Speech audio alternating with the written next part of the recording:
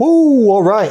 Ladies and gentlemen, we're on. Welcome back to the #1 podcast in the world. It's News of the Week with your friendly neighborhood nutritionist, as always, Connor Rhodes. And today I am joined once again by the beautiful Will Bartholomew Hukin. Me? You, sir, how are you? You don't say. How the devil are you? That's so sweet of you, Connor. I could nearly fall in love. I'm very well, thanks. How are you? For all the better for seeing you, my dear. Yeah, see, this all is the it. better for seeing you. We're here, we're back. News of the week. News of the week. Official theme tune. We're back on 3 cameras as well this week. I got it all set up. Not that it makes any difference. We're also dressed the same. Yeah, we've somehow coordinated very nicely today, haven't we? Or not nicely, Yeah, depending on we either how you have feel great or bad fashion sense, but either way, it's consistently the same. Yeah. Nice. It really doesn't matter, because we get like 4 views on YouTube. No I don't know looking. why I set up the cameras. I don't one's know why looking. I try and be presentable. There's no point to any of it. No one cares. Well, they lend on us their YouTube. ears, don't they? Yeah, they do. We really do ask have for. listeners, yeah, but we don't have watchers. I was talking to a listener today where I like RIL in real life, imagine. Really? Bumped into them, yeah, in the gym, and I knew she was a listener, and I sought her out to talk about it. But, it was out there. That's nice. That's We nice. were discussing things. Do you know who told me was a listener? Who's this? Ching from the gym. See? Emma's client Ching. Excellent. I was like, really? This is something I have Couldn't been believe noticing, it. is as small as the following is at the moment, it is nicely consistent, and we do have the same people tuning in every week, which is very much appreciated. So not many people know about us, but the people that do like it. Wahey! Woohoo! Wahey! We'll take a humbling little brigade of love. That's nice, isn't it, I think? And how have you been, sir? How's your week been so far? Very good, thank you. This is number 1 week of me returning after 4 weeks off after that little post-op, little sitting around doing nothing territory, which I'm loving it. Yeah, it's great. Yeah, how did you feel in your break in that time? Also- Last time you told me you felt a bit like mashed potatoes. Yeah. Like, I felt very doughy and, part of my armchair. But I was in high spirits for all of it because, this op needed happening for a long time, and now it was out of the way and everyone's happy and there are no more complications. So we're happy. sorted. Yeah, so just high spirits, nothing on the brain no more. And then similarly coming back with clients, that's nice. Money comes back in, time gets filled up, boredom gets solved. Nice. Lovely. We hand it. How are you? Lovely. Really good, thank you. Really good. Everything's going well. Rocking your new little shirt, you. Trying to dress pleasantly sometimes, don't you? Yes, I'm really good, thank you. Do you know what I did this week, which was mildly abnormal, but something of perhaps interest to you? You are mild. No, you're very abnormal. Thank you. What did you do that was mildly abnormal? I appreciate that. Closer to normality than most of the things you do. Bouldering, I went this week. Oh yeah. Indoor rock climbing without ropes, for How'd you people like that it? don't know what that is. Yeah, I've been before in the past. I like it. I'm not good. You don't have to be. I'm definitely not good. enjoy it. But yeah, I liked it. I went with Andy. Do you remember my friend Andy? I do. Andy Breers. Which climbing place did you go? The Depot in Sheffield. Yeah. Oh yeah. Have you been there? Yeah, it's very nice. Big, lots of space. It is really nice. The community atmosphere was really nice. I made like 5 friends on the first day. Oh, have you never been there before? I've never been there before. Yeah, it's awesome. You can get pizza there after. They've got a little. Can you? Yeah, and it's nice pizza. I didn't know about it's like, this. I don't know if it's oven cooked pizza, but right. it's nice pizza. I didn't know about that. Yeah, man, legit. And yeah, climbers are just.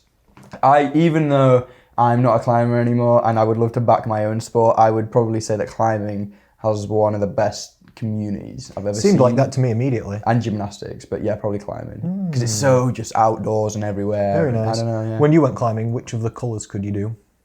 Oh, they change in schemes at the depot. I've no idea. I could do the 3rd hardest ones. Also, Okay, which is no, that's not legit. That's not No, very hard. because that's when they start changing from like jugs to crimps and stuff. No. That's when you get in that way. There'll be some crimps in like level 3s and that. It's the blue ones that I was doing, and I could basically do all of the blue ones, the third level.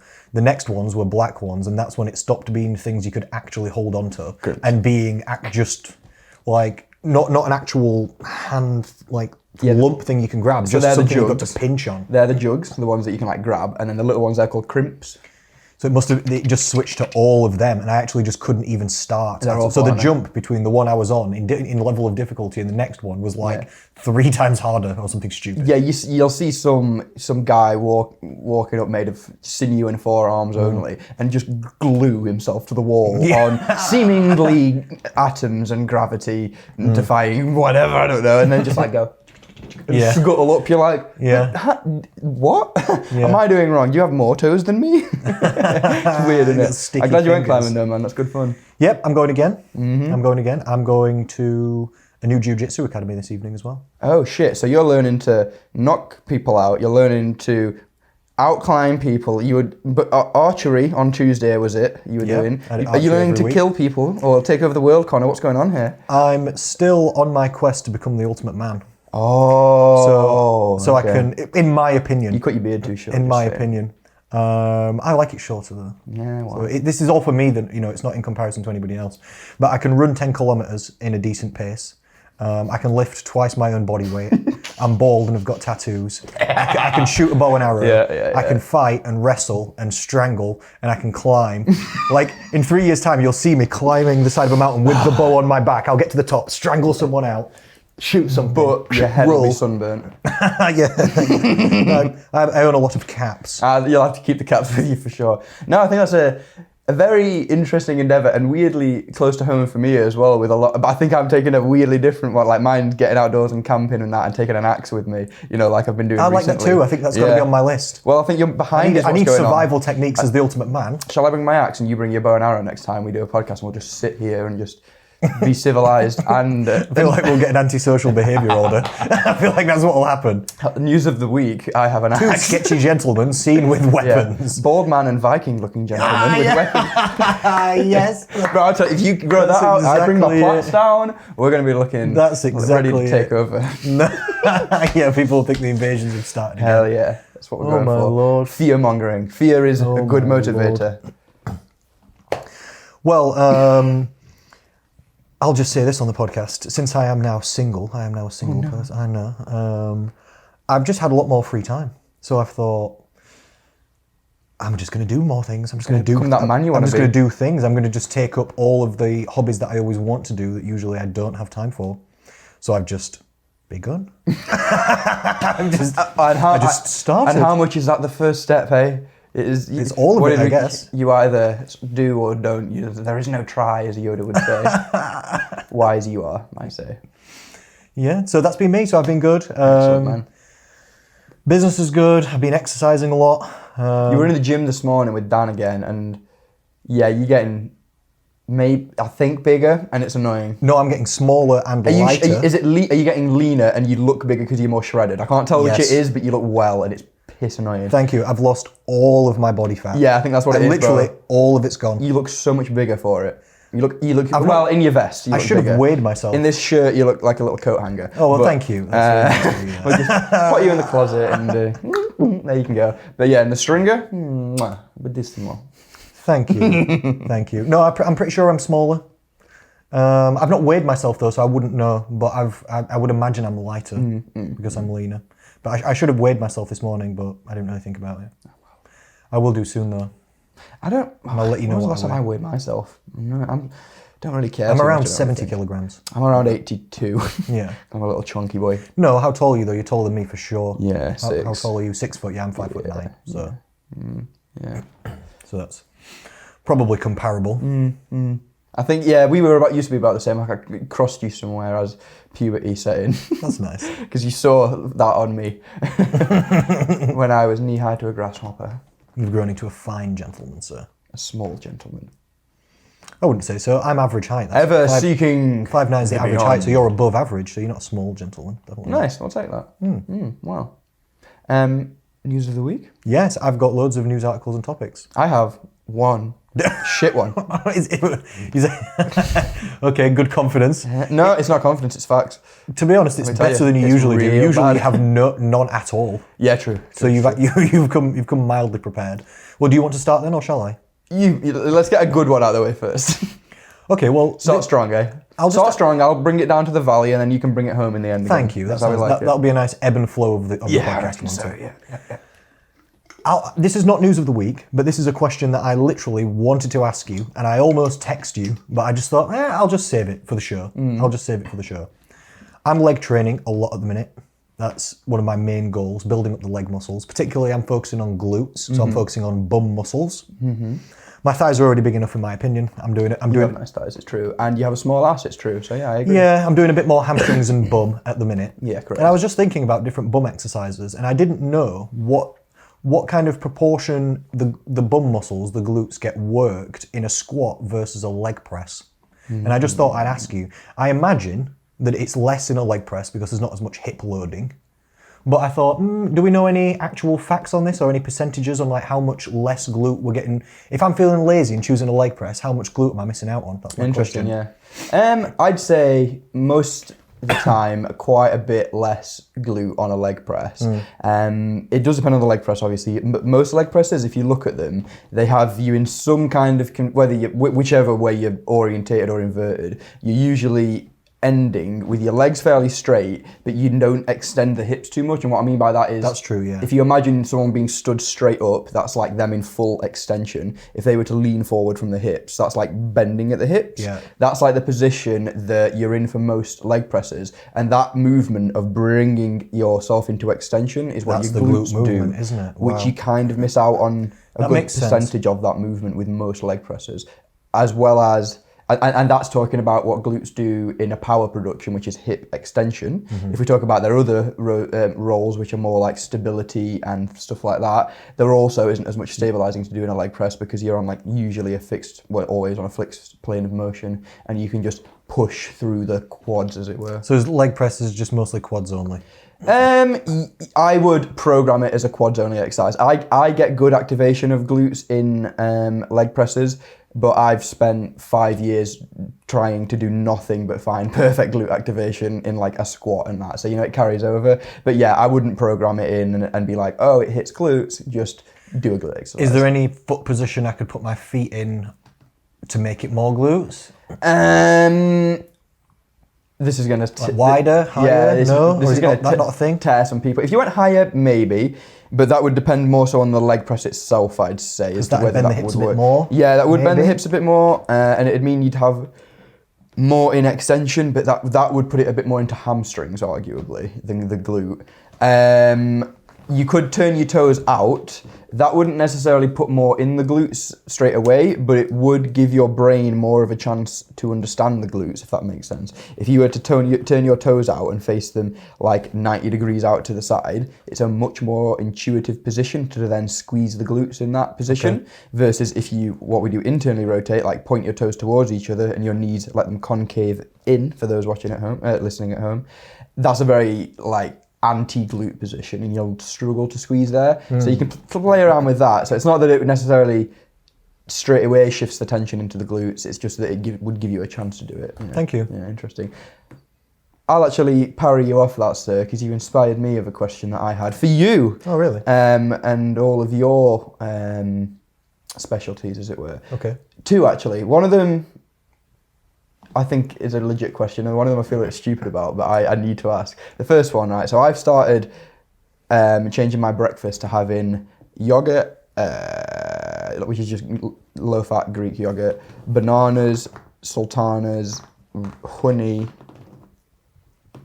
and did I say banana? And a banana. Just all mixed together. Oh, and sorry, oats, just all lumped in. Kind of mixed together. And I was wondering basically, so I struggle to eat in the morning because I usually get sick if I do eat super voluminous in the morning. Physically sick? Physically sick, yeah. If I don't leave it 2 to 4 hours after Do you know I've why woken that up. is?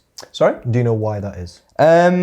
Not anymore, no. I used to think it was the anxiety way back when and whatnot, and nowadays, that isn't much of an issue anymore, but that still sticks around, I'm not so sure.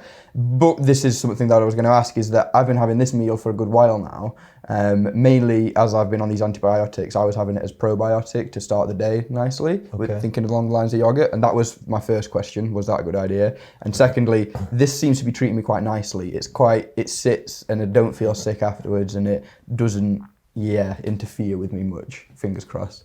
Okay. Thoughts, opinions? I was going to say, what's the question? I don't understand. So first of all, that sounds nice for you. Is that a nice idea? Is yogurt a good source of probiotic, I guess, is what I'm asking. Okay, what type of yogurt are you using is the question. So it's low-fat Greek yogurt. 85p from Tesco.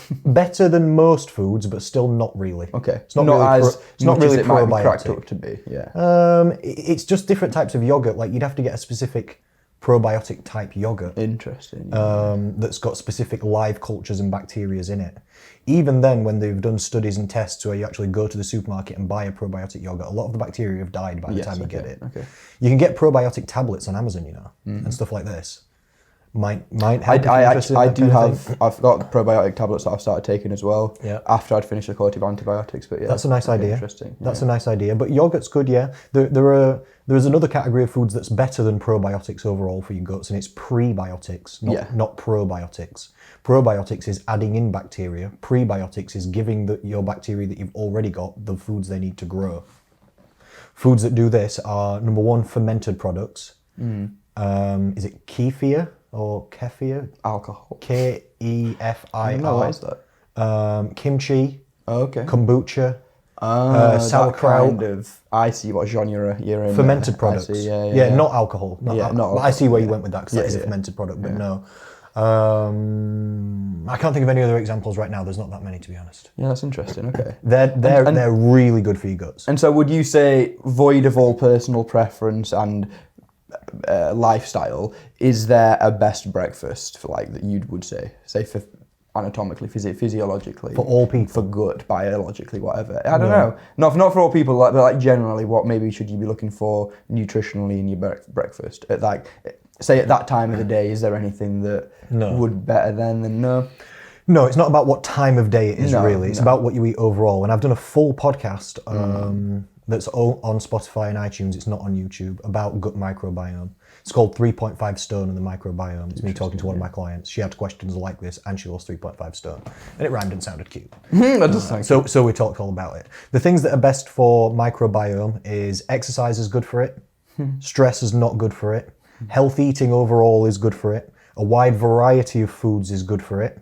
Like the more different foods you can eat, that's really good. So your yogurt, fruit, kind of mixture, good. Yeah. See, fibers, carbs, fruits, vitamins, minerals, protein, I do have dairy. That with my vitamins. I have at the same time as well. All that's in that. That's great because your microbiome feed on a lot of different things. There's different types of carbs are good for it, different types of fiber, different types of proteins are good for it. Some different types of healthy fats are good for it. They use all this and help digest all this and create different things. So it's not like there's one or two this is the magical thing. Not really. It's more about being in good shape, being healthy, having a healthy, balanced diet, getting a decent protein intake. Different types of fibers are good. Some of these fermented products can be really good. Other products that fall into the prebiotic category are different types of fibers. Like green bananas is really good for it. Bananas that are not quite ripe yet. Interesting. Yeah, so if you have them a bit early, they're more fibrous. That's why they don't taste as sweet. And that specific type of fiber is really good for feeding the microbiome. And you can still digest that fine. Yep. Well, if you have it too green, it might give some people stomachache. Depends on the level of fiber in it.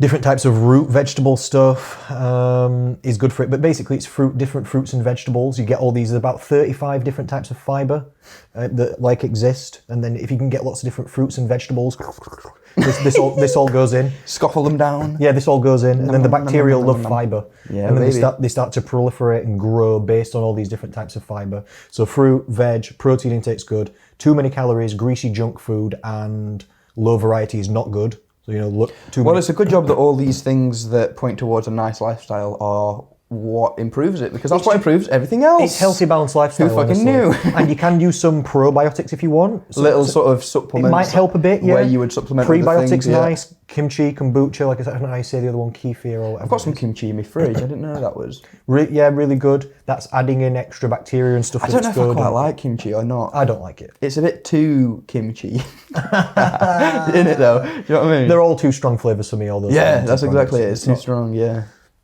Well, I'm not a very flavoursome guy. If I was a flavour, I'd be vanilla.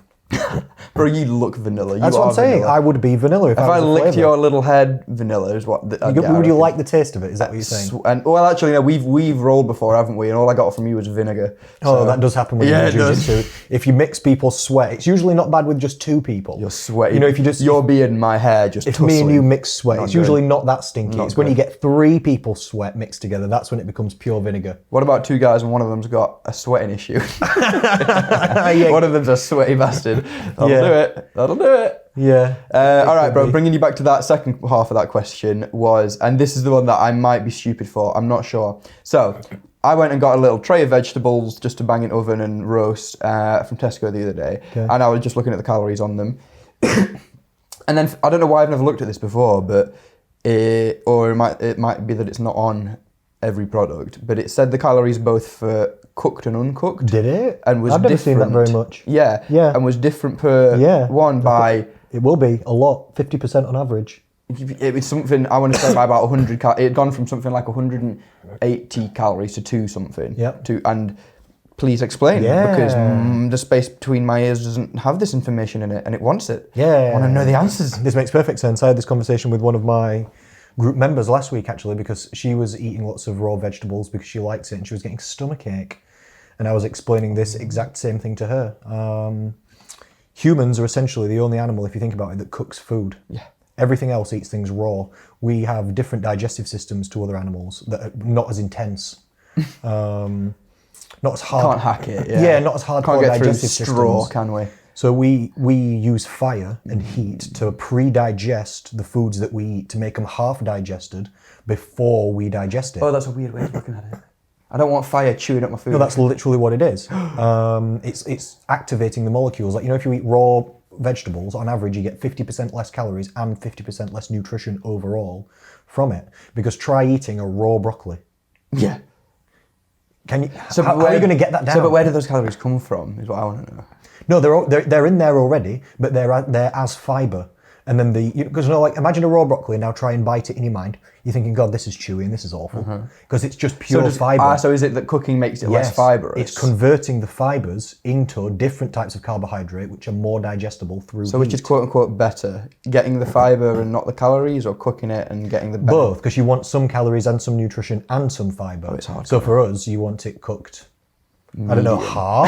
Half. I don't know what cooking something half is, but you don't want it raw, and you also don't want it absolutely nuked so it's mush, necessarily. Well, wouldn't that just be burnt and then obliterated? Or yes, okay, burnt. Yeah, then it would be ruined. Yes, you could take it that far, yeah.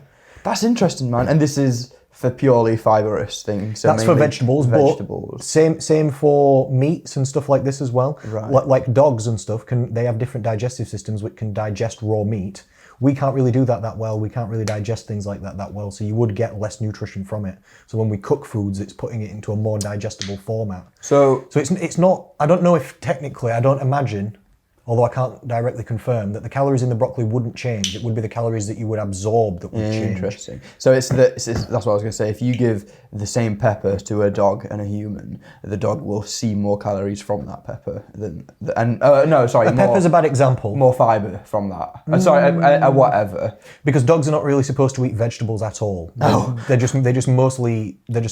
wolves, aren't they? They're genetically identical to wolves. They hunt down animals and eat them. So they're basically carnivores, aren't they? They can eat vegetables, but they're not really supposed to.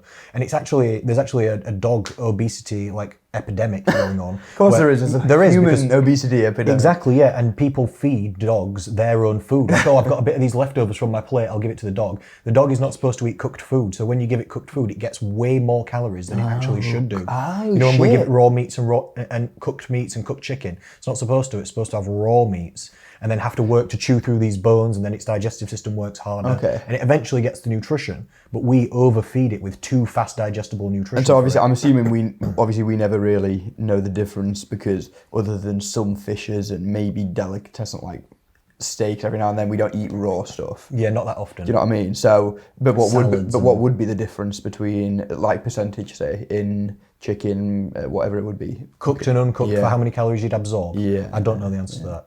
I would like to know the answer to that. I know on vegetables it's 50% on average. It depends what vegetable it is. And Research! But I actually don't know. Shall have to be done. Protein, what would happen. Oh no, Connor. Depends how many times you vomit after eating raw chicken during the test, I guess. True. Doesn't it? And we can obviously digest steak well. We must be able to, because people eat raw steaks and don't have issues. Yeah. Red meat is stereotypically harder to digest than white meat. I've had raw steak. But people before. eat very raw steak, so that it must be fine. It must be a smaller amount. Eddie Hall used to snack on raw steak as an intra-workout snack when he was training for World's Strongest Man in like 2017 or something. Intra meaning inside the workout. Inside the workout. In the middle of the workout, eat some raw steak. Get that back. Stop it. Good lad. Stop it. How you about to be world's strongest man without eating steak? Well, I mean, it sounds a little bit silly, but he also did win. So, Yes, how can you really disagree, I guess? True, very true. Did he win because of the steak, though, or despite the steak? That's the question. True. I believe if he didn't have the steak, he would have still won. I believe if he didn't have the steak, he would still won, and his heart would probably not quite have exploded as much. But still kicking. Have you seen him these days, though? He looks a lot better. awesome. He looks so good. Yeah. He looks a lot better. Yeah. He just tore his bicep. I feel right bad for him. It's not a good time for that to happen when he's got that boxing match coming up either. No. You can see how pissed off he was when he did it as well. I didn't watch the video. Yeah, he was real annoyed. I saw the thumbnail. Because it's like, obviously, like I only train on an entirely amateur level, and the first thought that comes into your head when you get an injury, like whenever I've rolled my ankle and like broken it, is just, like you just know how long you're going to not It's just going to hold you back just for so like, long. Really, this. That's why I don't do anything these days.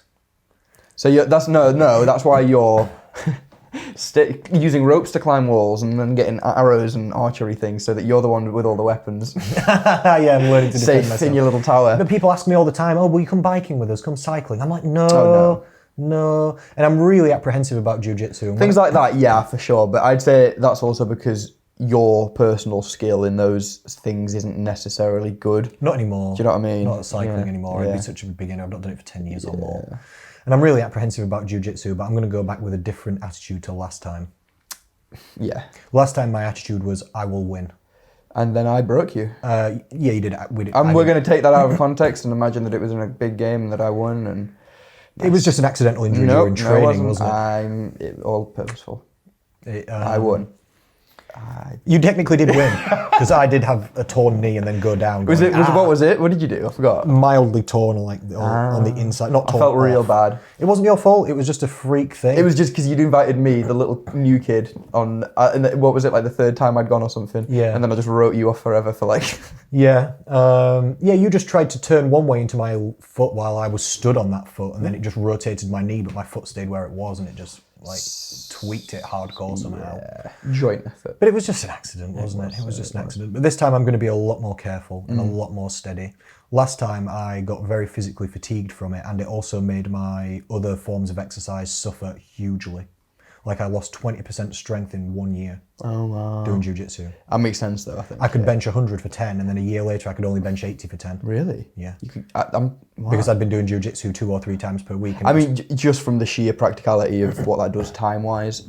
Yeah, I mean, if you train in jiu-jitsu, you can't be benching all the time. It was that I was devoting less time to bodybuilding. It can first of all just be as simple as that. Yeah. It was mostly though that jiu-jitsu was taking a huge part of my like recoverable exercise volume, and I was getting minor injuries and aches and pains all the time. Like my elbows were killing for like the first 6 months of jiu-jitsu. My elbows would throb just uncontrollably from people twisting them and from falling and banging. I was getting such aches and joint pains that was then impacting.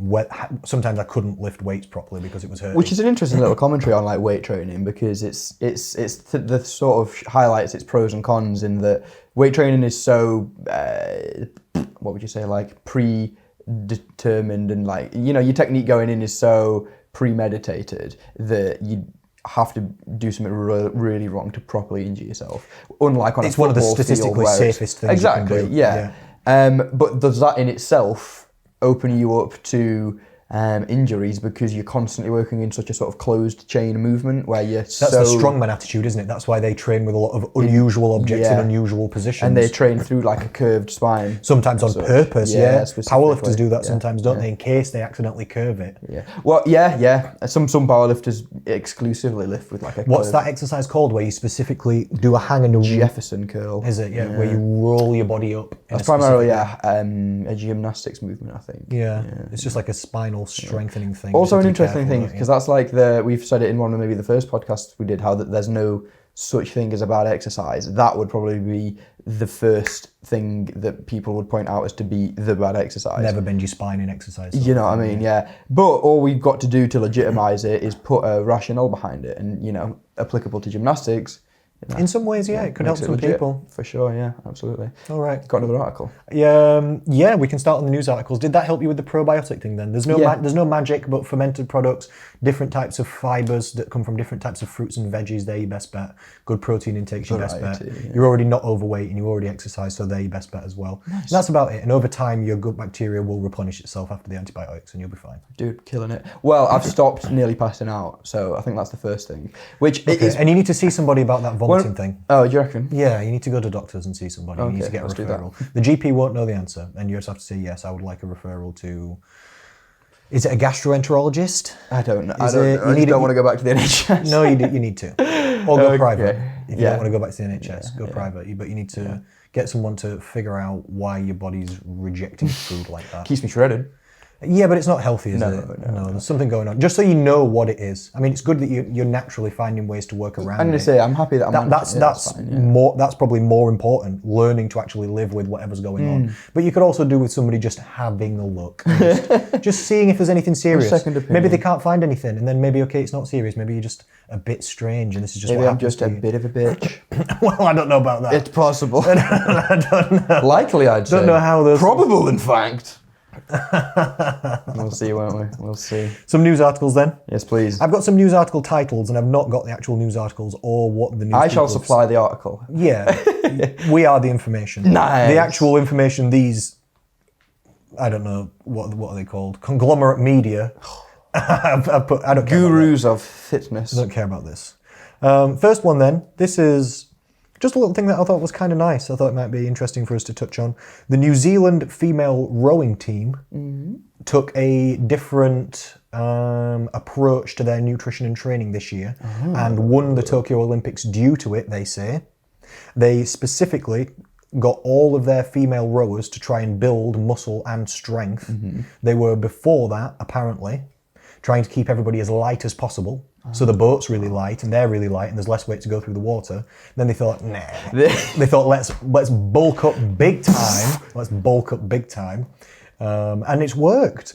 So I just thought that's nice, isn't it? That's so cool. they were eating really more, cool. they put the calories up, they had high protein diets, they tried to build up muscle and strength. I think that's just super cool from just just like healthy an athletic, for the ladies. Yeah, just as well. healthy for the athletes. Just point of view, like it's so miserable being lean and trying to make nice weight to win for by competition. power as well, and not win by being the smallest. No, we're the most raw, powerful baby. I just muscled my way past you. We just ragged it. I mean, this is probably very, very negligible, especially with the boats that I imagine they use that are calibrated however they are. But maybe even you might get more surface area and therefore more traction from more weight. I have no idea about. Don't know if water works like that. Maybe not. Maybe I don't know anything about physics. But you've just said it anyway.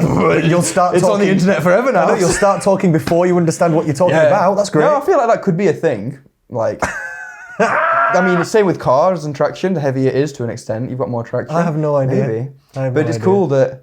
Okay, do we have details on this? Oh no, you don't have the article. I have the article, but it's a full. What details would you like? So I'm guessing just calories up, training up, strength up, calories up, protein up, bulk up more, and it works. I bet those ladies have the most jacked looking backs of all time. That'd be great, wouldn't it? Bro, I bet they're doing lat spreads for days. Everybody when I was at bouldering was in good shape, you know. It's a good shape person's sport, that. It is. There was more people there on average, I think, in better shape than even at the gym. You're dead right, you're so right. Literally, everybody had huge arms and forearms, and there were lots of ladies there that were so toned. I was like, okay then. I was dating a climber chick not long ago, climber lady, sorry. And yeah, just so strong. It's just insane. And to see that power in like the upper body of a female as well. It's cool. Yeah. And for rowing, we're saying, loads of ladies so that way out climbing. Rowing is just back every day. They just same with climbing, I guess. Yeah. Wow. So I just thought that was nice. Nothing else more to say, really. No. Just nice. Well done to them as well. Well done to them. All right, next one. A little nutrition article coming up. This is from The Guardian. That article before was from the newsroom.co from New Zealand, by the way, just in case anybody's looking for it. But this is from The Guardian. It's a little nutrition thing. Sugary UK children's yogurts named and shamed by researchers. This was an article, and no, I don't have the article. They were saying that there's 2/3 sometimes of a child's sugar intake in one of these yogurts, and now they're people are saying, oh, look at these yogurts being bad. And I just thought, I mean, yeah, kind of. It's like, I mean, there's sugar in the yogurts, I'm sure. Kind of don't buy it. But have you ever heard of anybody saying, like, oh, I know, little Johnny is getting overweight, and they say, why? And it's too many yogurts. It's never happened. It's not the yogurt. Piss off with the yogurt. It's not that. It's the McDonald's. It's, you know, when you get home from work, mums and dads, and you can't be bothered to cook, and then you say, oh, let's just get a little McD's. Or, you know, when you give the child dessert. You know, like when adults understand calories, and we understand, for me and you, dessert's a lot of calories. Now, little Johnny, who's like 8 years old, 5 years old, however old, his metabolism scales down with human size. It's 3 times as many calories and sugar in that dessert or that takeaway. Oh, shall we order a pizza? Acting like it's cute. Oh, shall we? For little feed Johnny. that to little Johnny. Big Johnny. Yeah, it's so many just fats and just carbs for little old Johnny. You know? Little Johnny's having a bad time. You know. Yeah. So I've got nothing to say about this really, and I'm sure they could take down the amount of sugar in yogurts, and that'd probably be a good thing. Yeah. But I just thought it's just yogurt. I also don't get the piss. there's such just, I don't know if my brain, there's just a disconnect there, but I don't make that jump between like there's sugar in yogurt. I don't buy the yogurt. Is where that brings me to. You could also not buy those yogurts. You're right, dude. We don't even have to take like sugar the yogurt out of the that I was yogurts. saying, the fat-free yogurt, for example. Your point's better than mine. You're exactly right. We don't have to tell that because that reduces freedoms. If you tell companies, I can go in there and get a fucking fat as shit yogurt whatever day I want and treat myself, and then have, I don't know, self-discipline the rest of the time. I feel like the more episodes we do on this podcast, The more I swear it's bad, isn't it? I know. Your language degrades. Last time on the podcast, you said cock with like a strong C, and I thought, oh, it just got me slightly. I thought, what context was that in? We were talking about Greek statues and penis size. Do you remember? Oh. And I said the word penis because I'm a gentleman, and you said cock with a hard C. Well, and I thought, oh, that stung me. If we're going on sheer numbers, you've said it twice. I have. And I've said it but once. only to quote you. And I'm not against it. Earlier you said bitch, and I thought, oh, all right then. But I mean, you're up to scratch now as well, Connor. I mean, we're not technically a family-friendly show, but also I just think...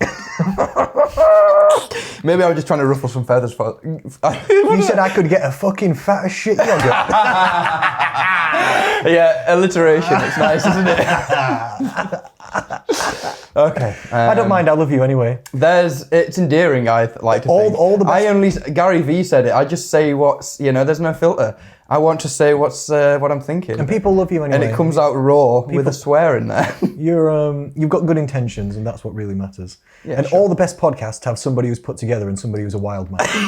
What they do, honestly. A wild man. Somebody's got to keep the show on track. What's that podcast with the guy that's called the Wild Man, the British guy? And all the podcast is his grounded mate that sits the wild man down to get stories out of him. Oh, I don't know this. Yeah, so there's wild men everywhere. Honestly, apparently. It's how the best ones go. As feral as me. It's how the best ones go. So I'm not mad about yogurts, are you? No, buy healthier because yogurts, what have yogurts done wrong? Have sugar buy a in healthier them. yogurt then. Yeah, I still won't buy them. All right then. Next one. This article's from Espresso Communication, and it was the richest sources of vitamin D in foods. Ooh. Do you know any? In foods. In food specifically. Yeah, steak. No. What is it? Oh, I did know one. I'm really bad at this. It's okay. No, steak's creatine. That's the one. Steak is creatine, yeah, right? No, I don't know. That's okay. I'm going to let you off because there aren't really any. That's why I put it in. There's only really one decent sauce, and it's shiitake mushrooms. Okay. And it's not even that decent of a sauce. It's not even that decent. I can't even think what specifically they are. Is that just mushrooms? It's just a normal mushroom. What's that? From where? The supermarket. I don't know where they're grown. No, that sounds like really oriental or something. Like specifically, is it a certain type? Are you saying? Yeah, you know what? You can get what are they called? Yeah. Button cup mushrooms or closed cup mushrooms. Okay. There's also shiitake mushrooms. It's a perfectly normal thing. Maybe I'll Google it right now. My brain just can't wrap itself around that word. They look slightly different, or it looks the same on this. Confusing. Yeah, it says, to be fair, it is an edible mushroom native to East Asia. Yeah, look at it on there. It looks exactly normal. It looks like a normal mushroom. Oh yeah. They look a bit different when you buy them at the supermarket. They're a slightly different shape. You just cut them up. They're normal. So what does that mean about that mushroom then? Because isn't vitamin D a hormone? Yep, technically it is. Yep. So what's this mushroom then? In what way? I don't know. Tell me more about this mushroom. I don't know much about this mushroom, but mushrooms in general are very interesting little organisms. Oh yeah. Because they're not plants and they're not animals either. They're halfway in between. Okay. They're their own completely different section. It's not a plant. Mushrooms. Mushrooms are their own. And is that section mushrooms? It's fungi. Oh yeah. It's like fungus and mold and mushrooms. Oh, yeah. And they are the... This is like simple biology stuff that you're learning, isn't it? That they're all just separate. Well, I mean, it isn't. We can start simple, but I can also blow your mind about... I know a thing or two about a mushroom, you know. Oh, do you? Yeah. Oh, interesting. Yeah, all right. different types. Not much about that shiitake one specifically. We'll learn about these shiitake mushrooms. But mushrooms were very likely one of the first living types of organism on this planet. Like before plants and before animals, there were mushrooms.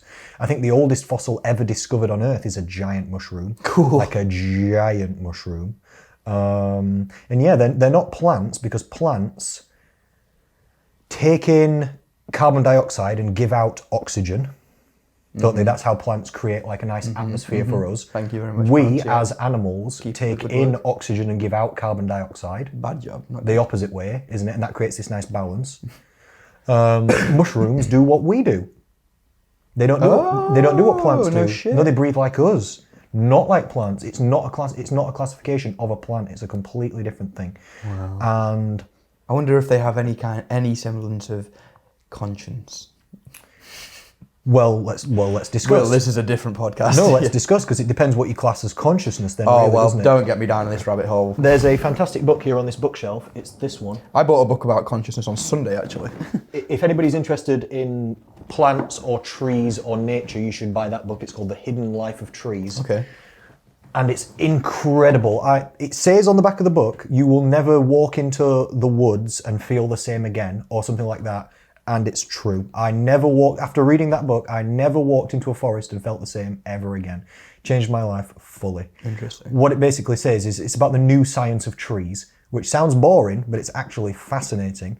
What they found is that trees of similar species and families are linked under the ground. Mm-hmm. So their roots go into the ground, and then the roots join to mushrooms, to what's called a mycelium network. So the mushrooms are in between the roots of the trees, joining each tree to each tree, but only the trees of the same species, and especially the ones of the same families, join together. So like oak trees and birch trees won't join together. Only oaks and other oaks. Wait, and mushrooms like pin them together? Mushrooms are the linking substance underneath, and then these trees can detect, they know, like the mother tree can detect through the mushroom network which its children are, and which other ones of its species but not its direct descendants are, and they share nutrients through. Trees can send nutrients like carbon and things they've made out of photosynthesis energy down through their roots, transfer it through the mushroom network into other trees. They've proved this by covering a tree up so it can't get any light, but letting the other trees around it get light, and the trees send light from themselves down into the one that can't get light, and it stays alive. Yep, they can detect when one tree's ill, and they can send it extra nutrition. Again, like you have... It's a community. It kind of makes sense. Like you often see, well, if you're in a forest, it's always the same trees, and they're always like usually uniform and not, like as in similar levels of scrap, as it were. Do you know what I mean? Mm-hmm. And then you'll have people that go in and specifically do felling and clearing and stuff to promote more growth that you'll get, because then I guess that whole synergy. That book's written by a guy whose job it was to go around different forests in Europe and decide which sections got cut down and which didn't. To promote, and he was going around growth, these forests that they'd cut down, and he was noticing the stumps in the floor that had been there for like 10 years, but the trees weren't dead. And he's like, how's that tree not dead when it's not even got any way of getting any light or anything? That's when he thought, wait a minute, and they started doing these tests. How are the stumps surviving? The other trees are feeding the stump still. Its brothers and sisters give it part of their nutrition to keep it alive. Insane. It's crazy. So they create their own like environment and atmosphere. If you think about it, it's a bubble, and when you're in the forest or woods, you're inside it, because they create a canopy over the top, and they're linked underneath. Yeah, you're just inside. You're inside this bubble of. They create its own atmosphere where there's no wind, there's different humidity on the inside, it's a different temperature on the inside that's more suited for them. They defend each other, and then you're inside its little bubble of this huge circular domed living creature. I'm thinking, oh my God. And I never looked at a tree the same ever again, I swear to God. I can believe that. Yeah, it's fascinating, isn't it? It's actually real. All that's real science. It sounds like magic, but it's flipping real. And you're right about there are a few books out there that that I've read that have like you get to I don't know. It's always like a pretty memorable, quotable, like almost turn to the page and point at it line that's like you read it and you kind of look up and be like, yeah, I'll never not be thinking about that. Like, that will be in my brain until I die. Yeah, like, you know what I mean? It's crazy. Yeah. There was a certain type of tree as well, it mentions, where when a caterpillar bites its leaves, the tree releases a chemical into the air that blows downwind, and when that chemical lands on the other trees that are the same type of it, it knows that caterpillars are on the attack upstream, and then they start to release the same chemicals, so caterpillars don't get them. Nature's crazy. Literally. So they signal to each other, we're under attack. And then they release chemicals that let the other ones defend themselves. See, they're the kind of things that, this is completely diverging from this, whatever this topic usually is. But like, one of my personal very fond interests that I've spent the last like sort of 2 years pondering a lot is that kind of concept of consciousness and where it ends, and if it's, and basically my own kind of conclusion that seems to make sense is that it's more of a sliding sort of concept as opposed to ending and starting with living organisms like you and me and the trees and such, and that like even inanimate objects can be conscious in a way and stuff. And I think that kind what's of thing, that called? Is it panpsychism? Well, yeah, you could go, yes. Let me Google that. And Yeah, see what that it's like similar, is. yeah. Because there's a specific word for that where consciousness permeates all things, even to like rocks. Yeah, it's to say that like if I knock on this, that's just a different perception of consciousness, and so that's the point. Depends what you define as the word consciousness at that point. Well, so this is the thing, is that it's not so much to get caught up on the consciousness stuff, it's to move past that and start thinking about perspective. And the first thing is, like you said, that's to say what consciousness is. The first thing that you've got to think is that one thing that all humans will always have in common is that we are limited by human perception. Okay. Versus, say, these caterpillars and whatnot. Like, what little system are they using of sending these pheromones and whatnot down the stream or something like that? Like, and then you can start thinking, what level of, well, what am I not experiencing in the world? Yes. Purely because of my human perception of the world. Oh, so much. And that's what I'm saying. So that's that kind of principle exactly that I think is both comforting and like scary at the same time. But you can take comfort in it because it means that, you know, like nothing matters and everything's bigger than you can even imagine, and that there's just nothing to life even really. Like, it starts bringing all these kind of questions first of all, but then you can go the other direction and it can make your universe really small if you kind of, because then if you realize nothing matters, then you're like, oh, nothing matters, and then it's just back to you, and then you can start really focusing in on your own self and goals and such and whatnot, and bring it back to what this podcast is meant to be about. You know what I mean? I know exactly what you mean. It depends whether you take the lack of point to the world and universe, or the lack of seeming reasoning for it, as nihilism or freedom. It depends whether you take it, oh, well, there's no point to anything, so fuck it, then what does it even matter? We're all just going to die anyway. Even the world will explode and the human race will end, so why is it? All right, then, fine, you do that. Yeah. You can look at it that way. It's not necessarily wrong. Or you can say, but there's no point. And you can look at that as a very good thing, because if I was born and there was a point to my life at birth, that's called slavery. That's called, I wouldn't want to be born into a world where I was given a point at birth. Your point of life is this, and blacksmith boy, and you make horseshoes, boy. And now I'm just hammering. I want to dance, Papa. Hammer, boy, hammer. I'm just crying. Yeah, exactly. Crying horseshoe-shaped tears. You don't want that. That's not the life I want to live. No. So you can think, there's no point. Oh my God, then. And then you can leave it in your life as if there's no point if you want, or you can give yourself a point. So would you say that you have to have got to that nihilistic point of view and gone through that to get to the point of looking at it from the positive? Did you think you have to go through that, or do you think some people can just get to that end goal as it is? I don't think you would have to see it as negative to see it as positive. No. I have no real answer to that question, but my instinct would say no.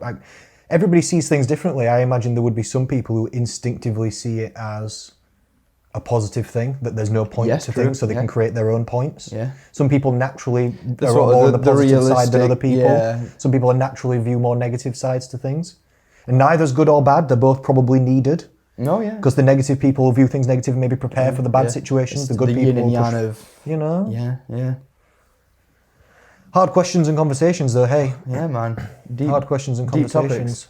Deep topics, deep things. That about trees, though, is crazy, isn't it? Crazy shit. It's crazy. They're the things. And there's way more to it. I can very quickly get past the sort of superficial surface of those kind of immediate the amazing facts that are so like, oh, like that's amazing. Because that what it does is it just makes me think about the bigger, the greater, the unknown, like no one who's looking at a forest and seeing that and thinking like that kind of thing. And this so is new science. We didn't even know that really 10 years ago. Or 15. So like, what stands, and that's what we also limited by is time and human like technology and such, and all these just crazy things, man. I don't know. And so I think what it does, I guess, the way I would conclude that, because it does sound a bit ethereal and loose-endy, is that because of how big it makes me realise everything is, it makes me really want to be like not arrogant or naive or never take anything for granted, never look at anything through a little keyhole,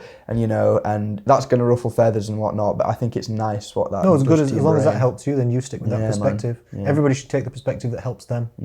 I liked what you said about the human perspective as well, and I understand what you mean, because some people see the human brain as a filter, and it's a filter that blocks out some signals and lets through others. Exactly. Like we don't see every single colour.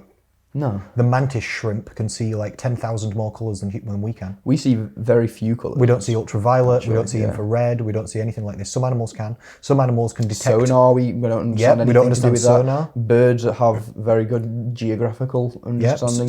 Some birds and stuff can detect the magnetic north of the Earth. Exactly. That's how they know sometimes which way they're going. All kinds of different stuff. Ants communicate in a language that's completely through smells. Right. To each other. So what are we missing out on there? Millions of things. And they're gamma radiation that's coming through the universe. That's where I personally start to explain things like coincidence and like if there's what people might call a miracle or something like that. Maybe it's just an outlier and it's just outside of our perception of reality, and we say that it's impossible and it can't be done, but that's only in our universe. And maybe we can't see the entire universe. Oh, we definitely can't see the entire universe. It's not possible. Oh my God. There's so much going on. We don't even know what like dark matter and dark energy are, do we? And they're supposed to be... Oh, I didn't even mean... Sorry, I was meaning the world, but yeah, I guess I said the universe. That's not even... The universe. It's too much to think. We don't even know how big the universe is or anything, do we? We call it the observable universe, not because we don't know actually what's beyond the realms of like how far we can see due to like time and telescopes. I will legitimately start like tripping out in a minute thinking about this stuff, because that's like I've been thinking about it for literally like the last 2 years. I remember once and I really do get lost in it. Once I asked you what you want to do a podcast about, and you said something like flipping life and consciousness. I was like, no, dude, no, bring it down a notch. I mean, come on. Yeah, sorry guys, getting all deep and heavy. I like it though. I think about all these things. This is it. Yeah, I almost can't too much because I get scared. It can get that way. Too powerful or something. It can get that way, but again, it depends which way you view it. But I've also done I've done a lot of life searching myself, and I've tried to find out the meaning to life for a good amount of time. Not that I have the answer, so I'm not proclaiming to be anybody or know anything. But I've tried. Like I've read the Bible, and I've read the Quran, and I've read the Upanishads, and I've read the Ramayana and the Vedas and Buddhist texts and Zen Buddhism and Stoicism. As you've read them all, you've probably realised that you're getting further and further away from realising what the point to life is and that it's nothing. Well, I think like for me, I've found a satisfactory answer for myself, and I think that's what matters. Not that I know the answer to everybody's life or to the universe and everything, be it 42 or not. Good film though, that. Yeah, but I feel I have found a satisfactory answer for myself. Cool. Like I spoke to you about the book by Sigmund Freud, Civilization and Its Discontents. Oh, I was actually looking at that the other week because I made a note of it. Yeah. Unless it's on one of the other bookshelves or I've given it away. I was 99% sure it was on this bookshelf because all my favourite books are on this. Or maybe you were lying about it. Yeah, I don't know where that's gone. I can't immediately see it. But in chapter 2 on that, he gives what he believes the meaning of life is, which he essentially concludes that there is no specific given or understandable meaning to life. So then that means that you either have the option to leave your life as having no point and no one will stop you, and that will be your choice and your ending. If you want it to be nothing, it can be. Or you can see it as if there is no point, then you can give yourself a point. Yeah. And my point is for me to live a happy life and to help other people live a healthy and happy life. That's literally what I've decided my life is going to be about. I'm going to try and help as many people be healthier and happier, and I am going to try and be healthy and happy, and that's basically it. And I just go towards that in any way, shape or form that it takes or comes. Good. And that's satisfactory for me. Good. I will say. Don't know how anybody else feels. I don't have your answers. I apologise. I'm just the low-calorie guy. I'm just the guy that tells you to eat less calories and more vegetables. Look good doing it. I know. That's very interesting, man. Yeah. Should we do some more news articles then? Yeah, squeeze one or two in. We'll not touch mine because it's long at this point and shit. So. Okay. We've been going 54 minutes, so it's been a nice little podcast, I've thought, so far. Oh, wow. What did you think at home? Leave a comment.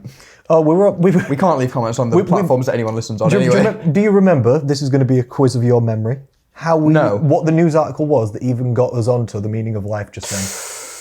What? Because I've just looked at it food has vitamin D in it? He's got it. I just looked at the news articles and thought, oh my God, that's what we were talking about. Sugar mushrooms. It was shiitake mushrooms is the only one that's decent. Just like I said. This article was lying. Basically, and even the mushrooms are not good. You have to eat like a full box every day. So that squeezy bottle and little capsules and get out in the sun and get your supplement on, ladies and gentlemen. Runner's World put out an article, Harry Jameson's top 10 recovery tips.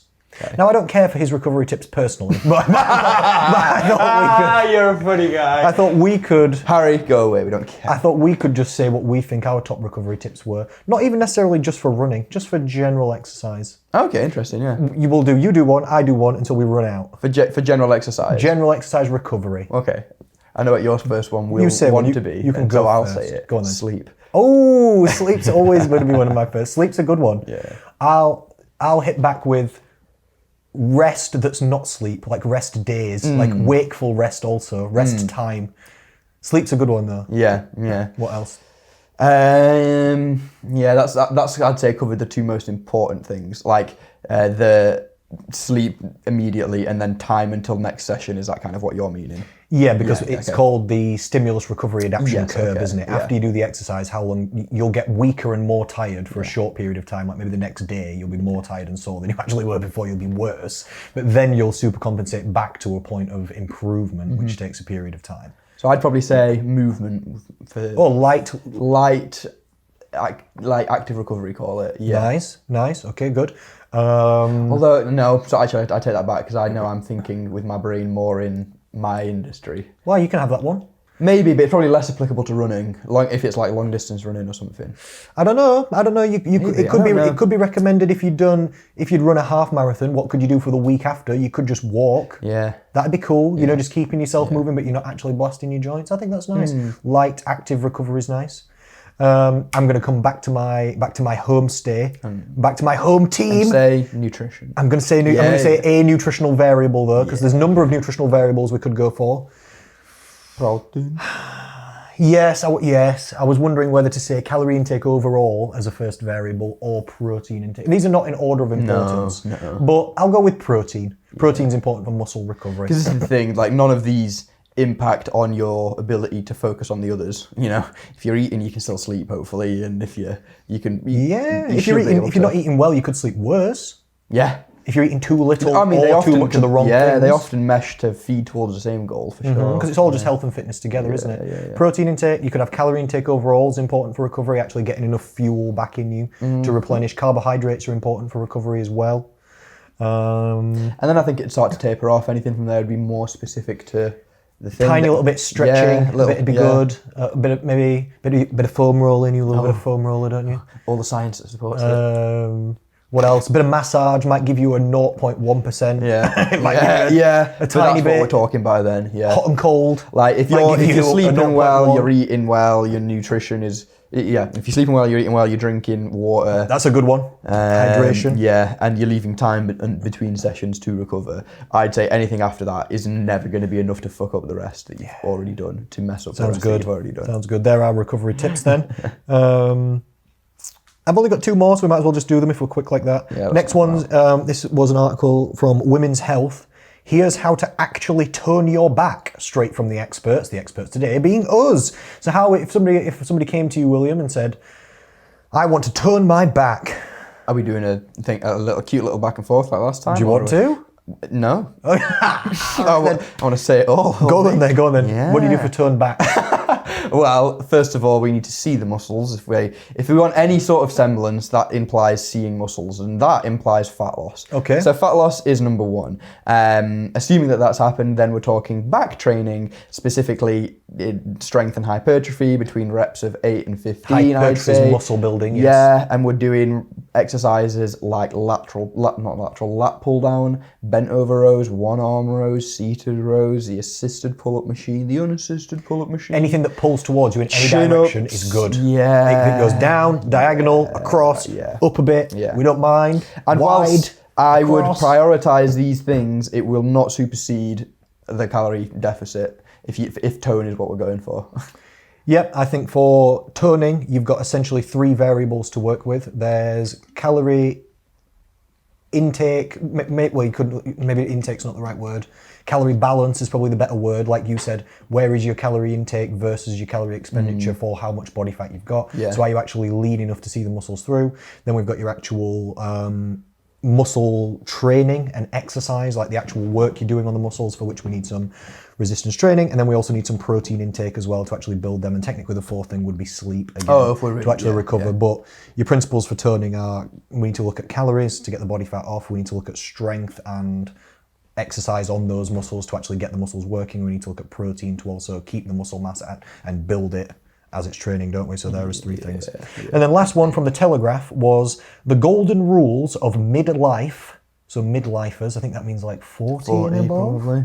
Yeah. Midlife fitness and all the things you're probably getting wrong. And again, we care not for this, but... Wait, what was it? The what, sorry?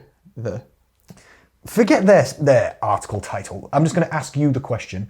What are the things that somebody who's not elderly, but 40 to, well, it's saying midlife, so 40 to, I don't know, 60 or 70 or something. What should they be focusing on for their fitness, do we think? Okay, again, in no particular order of priority, almost to be said to be done at the same time, I'd say. Low body fat percentage. So keeping your body weight and body fat levels in a reasonable range? Yeah, around 20 or below, maybe around 20. Depends if you're a male or female. Yeah, it does depend if you're male or female, entirely. I would say high muscle mass would be great.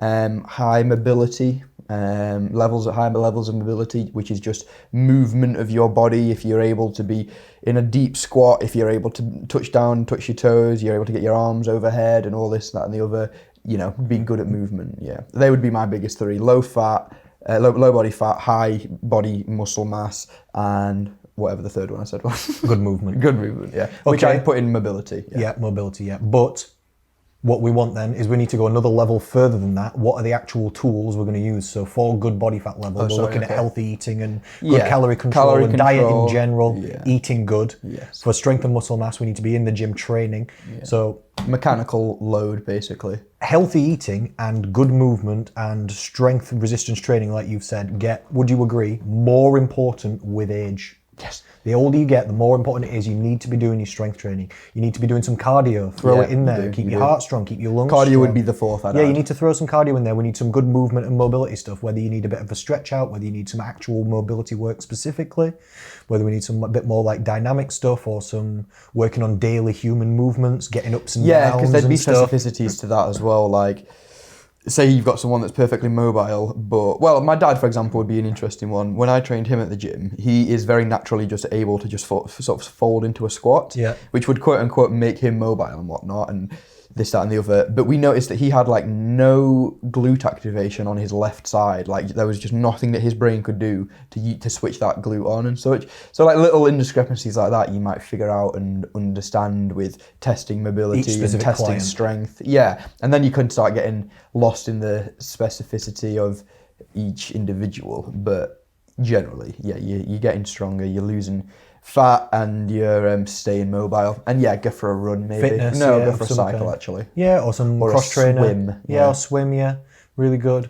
I completely agree, and it's the same rules for everybody. This has got nothing to do with really whether you're midlife or not. If you're elderly, do the same. I would say, do the same. Specifically this question, that the priorities shift, but that's all. It's not that they change. Oh, okay. How would you think the priorities shift? I'd say if I took me versus that middle-aged person, then their need for cardio is probably greater than mine. I can definitely from a health point of view, skate by without doing that now, probably a little bit. Because you're younger. Yeah, and I'm bouncing around and this, that, and the other, and I'm active and I'm moving and such. You know, I might even be doing it, not necessarily to intensities, but maybe, yeah. Okay, so their need for cardio would be higher than yours. I agree, but would the priorities change? Because would you agree, yes or no? Because if you had to say to me, an elderly person, you only get one thing to do with them, resistance or cardio, I'm going for resistance. Yeah, okay. And what would you say for me and you? If you could only do one, resistance. Yeah, so I still think the priority order might be the same.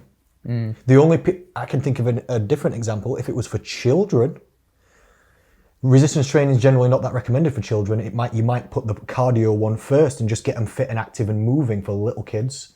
Then when you get to more like a teenager age, that's when more like people start hitting the weights and stuff and getting the resistance on. But I think for young people, I guess this is just my opinion, young people, midlife and elderly, I would rank resistance training as more important overall than if you're only going to do one.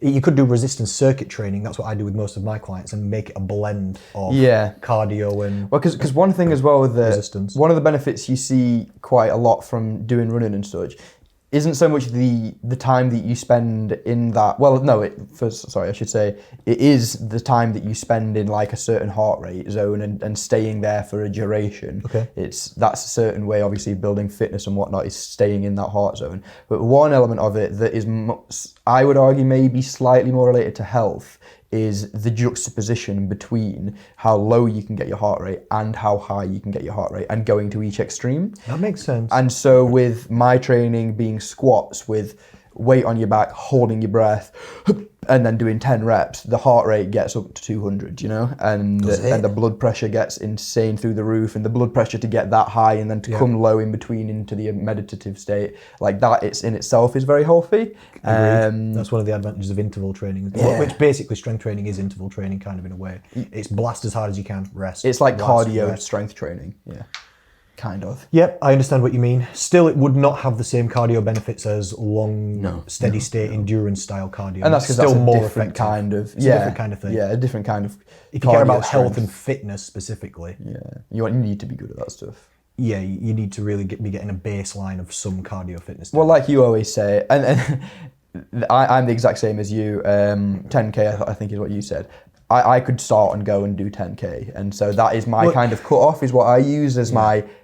Do I need to do running? Do you know what I mean? Yeah, because if you don't run and you can run 10K, you're fit and healthy. I'm grand. You don't really need to. I'm grand for now. I agree. And that's why I'd say it slightly shifts. Again, maybe more so because you can just rely on more safety nets as a kid or something, or you can just rely on the fact that your body, that the actual mechanics of your body isn't going to be an issue when you're running either. When you're a younger person, you can just take more hammer. Yeah, you can just hurt for longer, can't you? You just hack it more, and you haven't been your recovery potential oppressed by life yet. You don't want to stop and sit down and have a cig. Yeah, I don't know, but yeah, I think that's interesting. All right, lovely. They would be the points I'd put forward. Yeah, nice. I appreciate it. That's it. That's all the articles. Boom. I thought that was great. What did you think? I agree, man. Nice little 1 hour 6. That's not bad at all on the show. 1 hour 6. We like it. That's not bad. Anything else from you? Not from me. I hope everyone at home's well. Thank you for listening. If you made it to the end of the show, we appreciate it, and we hope you tune in next week. Oh, that's really nice. I'll do a little advert at the end. If you're looking for help with your weight management or fat loss, fitness and food, go to slimsociety.co.uk. If you live in Sheffield and you want help with personal training, you need to go to the gym group Kellam Island, Sheffield. You need to find Mr. Will Hukin. His name's not William, even though I'll call you Wilbur if you're not careful. Wilbert. Yeah. My dad used to call me that. That's cute. Wilbert. And that's us, over and out. Thank you so much, ladies and gentlemen. Pip, pip. We'll speak to you and we'll see you again soon.